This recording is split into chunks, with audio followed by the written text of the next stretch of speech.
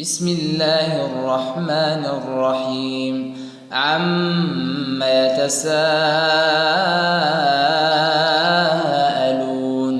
عن النبأ العظيم الذي هم فيه مختلفون. كلا سيعلمون ثم كلا سيعلمون.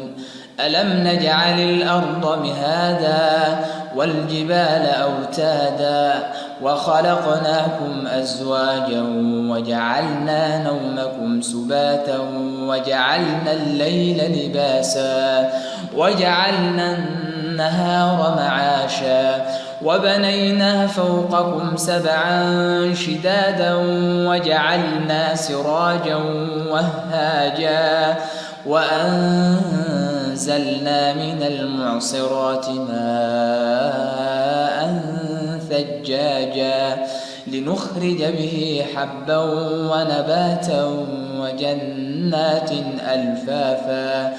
إن يوم الفصل كان ميقاتا يوم ينفخ في الصور فتأتون أفواجا وفتحت السماء فكانت أبوابا وسيرت الجبال فكانت سرابا.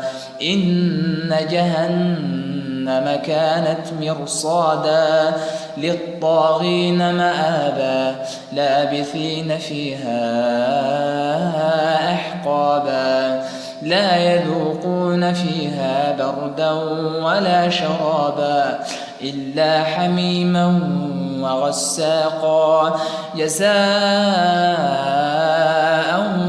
وفاقا.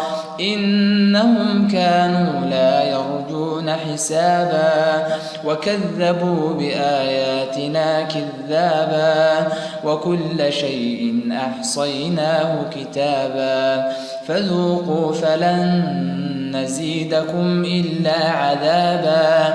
إن للمتقين مفازا حدائق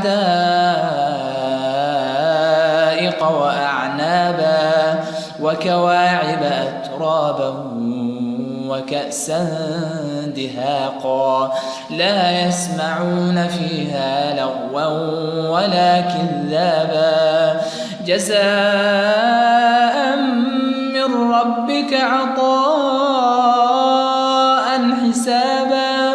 رب السماوات والأرض وما بينهما الرحمن لا يملكون منه خطابا. يوم يقوم الروح والملائكة صفا صفا لا يتكلمون إلا من أذن له الرحمن وقال صوابا. ذلك اليوم الحق فمن شاء اتخذ إلى ربه مآبا. إنا أنذرناكم عذابا قريبا يوم ينظر المرء ما قدمت يداه ويقول الكافر يا ليتني كنت ترابا.